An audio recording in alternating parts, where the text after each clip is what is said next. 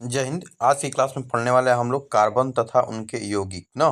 Carbon या उनके यौगिक के बारे में आज की क्लास में जाने वाला है। आज की जो क्लास हम लोग का है लेसन 4। आज की जो क्लास है लेसन 4 है।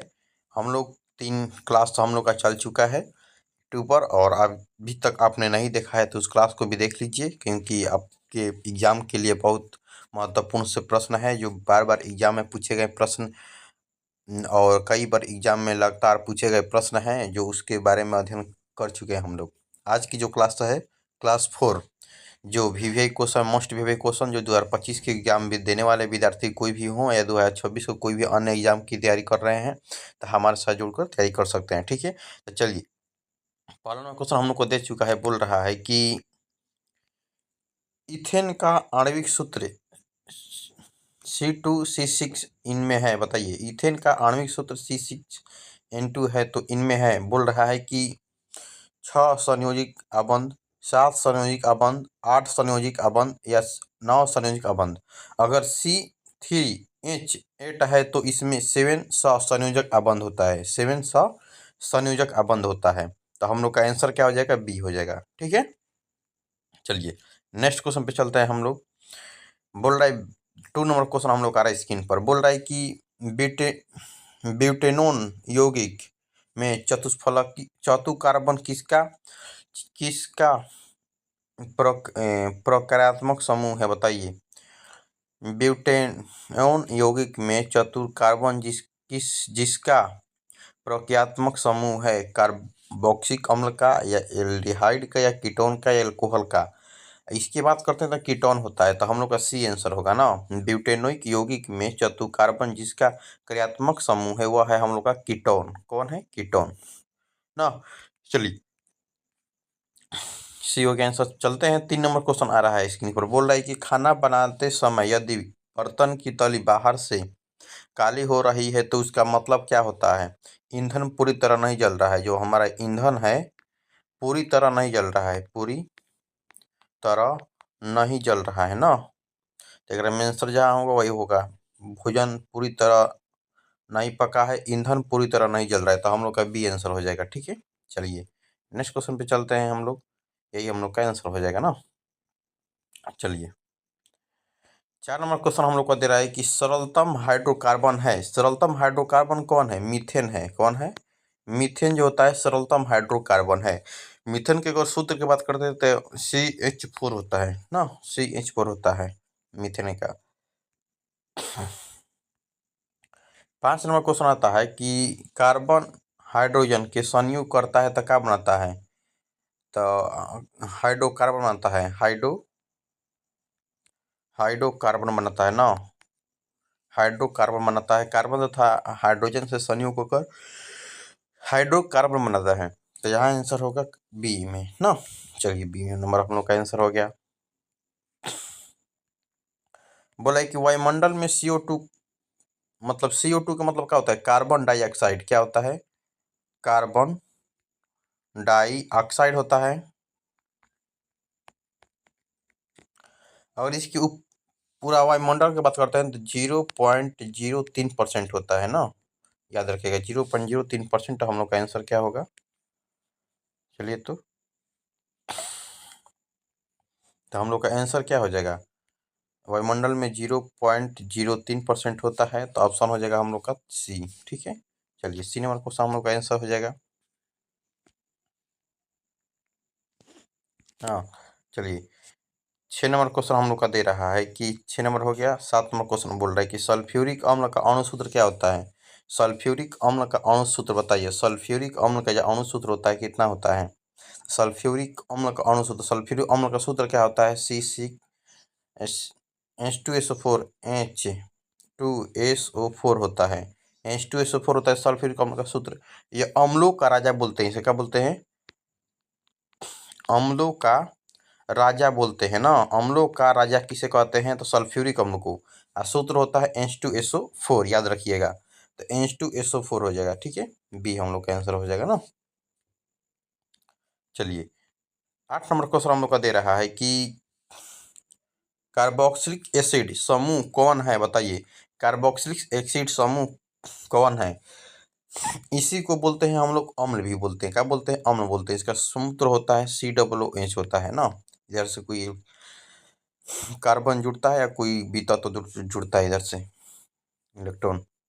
ठीक है, तो COOH होता है। OH किधर दिया? तो बी में ना, तो हम लोग का बी आंसर हो जाएगा। इसे अम्ल बोलते हैं, कार्बोक्सिलिक एसिड। ठीक है, एक प्रकार का अम्ल ही है।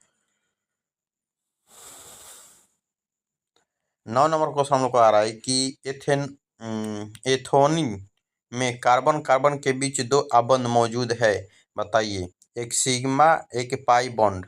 नहीं, गलती है। दोनों सिग्मा बॉन्ड होता है। क्या होता है? दोनों सिग्मा बॉन्ड। हम लोग का बी आंसर हो जाएगा। एथोनिन में कार्बन कार्बन के बीच की जो संबंध होता है, दोनों सिग्मा बॉन्ड होता है ना, तो बी हम लोग का आंसर हो जाएगा। ठीक है, चलिए 10 नंबर क्वेश्चन हम लोग आ रहा है स्क्रीन पर। इथेन में कितने सहसंयोजक आबंध है, बताइए। अगर इथेन की बात करते हैं तो इथेन में भी हम लोग का सहसंयोजक की बात करते हैं तो 7 होता है। कितना होता है? तो 7। डी आंसर हो जाएगा हम लोग का ना। चलिए 11 नंबर क्वेश्चन हम लोग का स्क्रीन पर कि CnH2n+2 किसका सामान्य सूत्र है? CnH2n+2 तो ये होता है हम लोग का +2 है तो एल्केन का, +2 है तो एल्केन। हम यदि बताए थे आपके क्लास में, तो एल्केन का, तो सी हम लोग का आंसर हो जाएगा ना। अगर एल्केन का यहीं पर अगर माइनस दिया रहता था, किसका होता? एल्काइन का। एल्काइन का रहता, माइनस दिया रहता। तो अगर 2 देवे नहीं करता, खाली CnH2n देता तो एल्किन का हो जाता ना। याद रखिएगा इस चीज को, कई बार एग्जाम में पूछा है। बोल रहा है कि नीला थोथा या तुतिया का रासायनिक सूत्र। नीला तोता या तुतिया का रासायनिक सूत्र क्या होता है? CuSO4 5H2 होता है। CuSO4 5H2 होता है ना। CuSO4 5H2 होता है। आंसर क्या है हम लोग का? बी में। ठीक है, चलिए नीला थोथा का रासायनिक सूत्र क्या होता है? CuSO4 5H2 होता है। बोल रहा है कि नाइट्रोजन अणु में कितने सहसंयोजक आबंध होते हैं? नाइट्रोजन अणु की बात करते हैं तो सहसंयोजक आबंध हम लोग को जुड़ता है 3। कितना जुड़ता है? 3 जुड़ता है ना। सहसंयोजक आबंध जुड़ता है तो 3 हम लोग का आंसर हो जाएगा। ठीक है, चलिए संगमरमर का रासायनिक सूत्र क्या होता है? संगमरमर का तो CaCO3 होता है। CaCO3 होता है संगमरमर ना। इसका व्हाइट रंग होता है CaCO3। देखे होंगे संगमरमर को, ये प्लास्टर ऑफ पेरिस के रूप में ऐसा ही निकलता है संगमरमर। चलिए संगमरमर हो गया, CaCO3 हो गया, तो ये हम लोग का आंसर हो जाएगा। ठीक है, चलिए नेक्स्ट क्वेश्चन पे चलते हैं हम लोग। 15वां क्वेश्चन आ रहा है कि चीनी का रासायनिक सूत्र क्या होता है, बताइए। चीनी के अगर रासायनिक सूत्र की बात करते हैं तो C12H22O11 होता है। और ग्लूकोज की बात करते हैं तो C6H11O6 होता है। C6H12 होता है, 12 होता है, O6 होता है ना ग्लूकोज की। चीनी की बात करते हैं तो C12H22O11 होता है। चीनी का होगा तो जहाँ दिया होगा आंसर, देखिए सी में दिया है, अब बी में दिया है ग्लूकोज का, तो ग्लूकोज का नहीं, हम लोग का सी आंसर हो जाएगा। ठीक है, चीनी का पूछा है तो।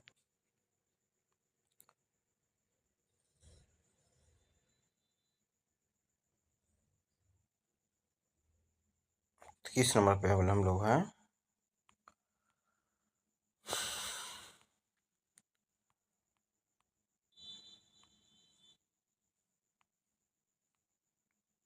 चीनी का रासायनिक सूत्र हो गया। चलिए 16 नंबर क्वेश्चन आ रहा है हम लोग का।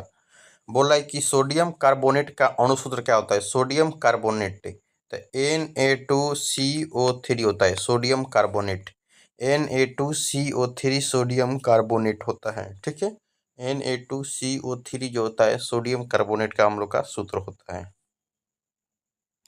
16 का हम लोग का बी हो जाएगा आंसर ना।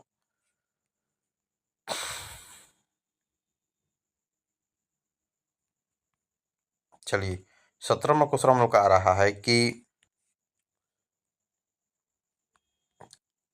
कार्बोनिक समूह को सूचित किया जाता है, बताइए। कार्बोनिक समूह को किसके द्वारा सूचित करते हैं? तो कार्बोनिक समूह जो होता है हम लोग को किसके द्वारा सूचित करते हैं? CO द्वारा। कार्बोनिक समूह को CO द्वारा ना। इधर से कोई तत्व जुड़ने के फॉर्म में आता है, तो CO द्वारा जुड़ता है। ठीक है, तो हम लोग का C आंसर हो जाएगा ना। चलिए, तो बोल रहा है कि इथाइन एल्कोहल आया है तो +1 जुड़ता है इसमें, इथाइन एल्कोहल, तो C2H5OH होगा। OH मतलब होता है एल्कोहल, आई हो गया इथाइल का सूत्र। ठीक है, तो इसमें एक जुड़ता है, तो इथाइल एक जुड़ गया इसमें, तो इसका सूत्र की बात करते हैं तो C2H2N+1 होता है, फिर OH जुड़ता है इसमें ना, ये होता है इसका सूत्र। तो हम लोग का B आंसर हो जाएगा। ठीक है, याद रखिएगा इस चीज को।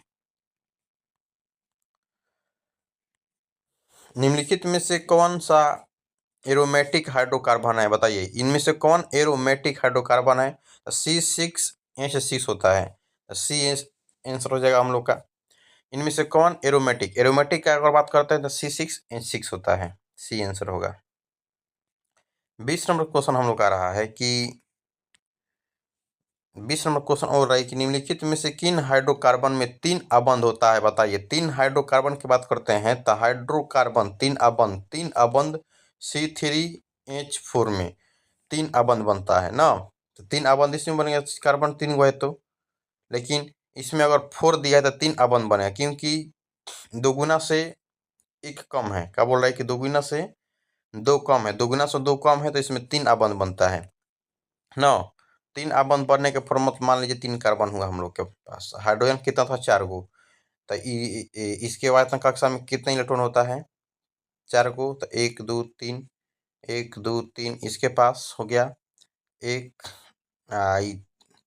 कार्बन इसके पास 4 अगर आ रहा है तो एक ऐसे जुड़ता है, एक यहाँ पे कार्बन, एक यहाँ पे कार्बन, एक यहाँ की कार्बन ना, एक यहाँ पे कार्बन हो गया, 4 गो कार्बन हो गया। आज इसके बीच की क्या जुड़ रहा है, क्या जुड़ रहा है कि 3 अबंध जुड़ा है कि नहीं, तो यही 3 अबंध ही का कहलाता है, तो मतलब कि 3 अबंध कहलाता है। आए समझ में आ गया होगा, तो हम लोग का आंसर क्या हो जाएगा, तो C हो जाएगा। ठीक है, याद रखिएगा C3H4 हो जाएगा ना, याद रखिएगा। आई होप आप लोग को समझ में आया होगा क्वेश्चन। चलिए, 21 नंबर क्वेश्चन हम लोग का बोल रहा है कि निम्नलिखित में से कौन युग्म समावयवी है, बताइए। युग्म समावयवी की बात करते हैं तो C2H5OH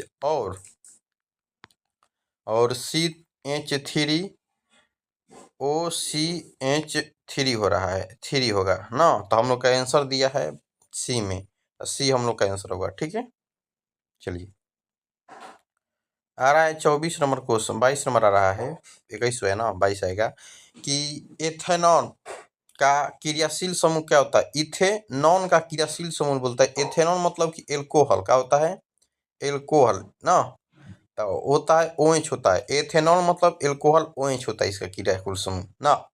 एल्कोहल की जगह पे अल्कोहल भी देता है कई बार, तो ये भुलाना वाला बात नहीं है, इसमें OH याद रखना होगा, एथेनॉल का क्रियाशील समूह।